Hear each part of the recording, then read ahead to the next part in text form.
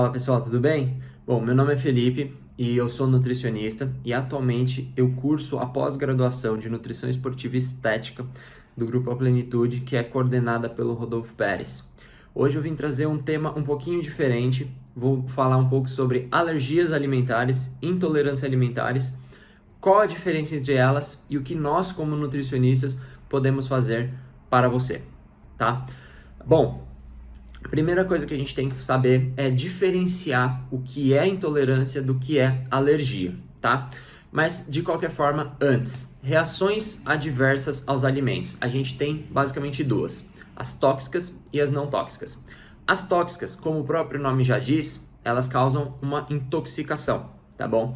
Essa não vai ser tratada hoje porque entra mais no âmbito de acondicionamento, preparo dos alimentos. A gente vai falar das não tóxicas, tá? Dentre as não tóxicas, a gente tem dois subtipos, que seria as imunomediadas e as não imunomediadas. Então, é basicamente nesse ponto que a gente divide o que é intolerância alimentar do que é alergia alimentar. As imunomediadas, que são caracterizadas por serem alergias alimentares, a gente tem mais três subtipos. Então vamos lá. Imunomediadas por IgE, as não imunomediadas por IgE e as mistas, tá? As imunomediadas por IgE são aquelas que a gente mais conhece. Então imagine uma pessoa que tem aí uma alergia a frutos do mar, come um camarão e começa a passar mal. Tá bom? Então aquela pessoa que pode ter coceira, pode ter um edema de glote, pode chegar até um choque anafilático, tá?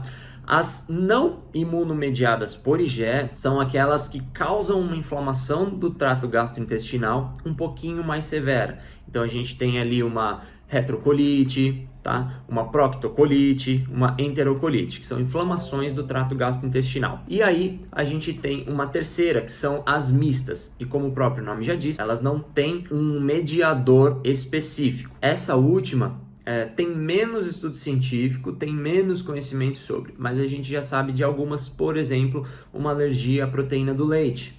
Mas ela depende de a gente ter uma função barreira intestinal prejudicada. Bom, então agora a gente vai falar sobre as não mediadas por uma resposta imune, tá? Então, dentro das não mediadas por resposta imune, a gente tem mais três subtipos, que seriam a enzimática, farmacológica e as não definidas. A enzimática, acho que todo mundo já conhece ou conhece alguém que tenha, por exemplo, intolerância à lactose, que é uma deficiência enzimática, né, da beta-galactosidase ou lactase. Uma deficiência nessa enzima gera a diminuição da digestão da lactose, causando uma fermentação e sintomas gastrointestinais. Então essas são as enzimáticas. As farmacológicas, a gente tem por exemplo, o pessoal que é sensível à cafeína. Então, a pessoa que toma cafeína tem taquicardia, tem, de repente, insônia. E a gente tem as não definidas. Dentro das não definidas, nós não temos uma fisiopatologia bem definida, como é o caso da síndrome do intestino irritável, tá? Mas temos algumas ferramentas para trabalhar, para conseguir melhorar a qualidade de vida do nosso paciente.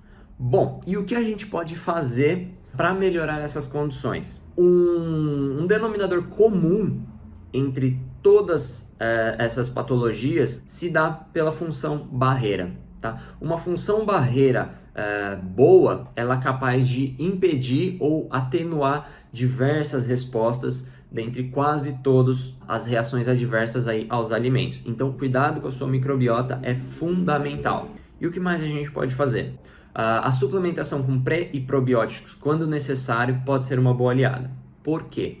Uma flora intestinal desregulada pode produzir metabólitos que são mais tóxicos, que geram aí respostas inflamatórias, como os ácidos graxos de cadeia curta.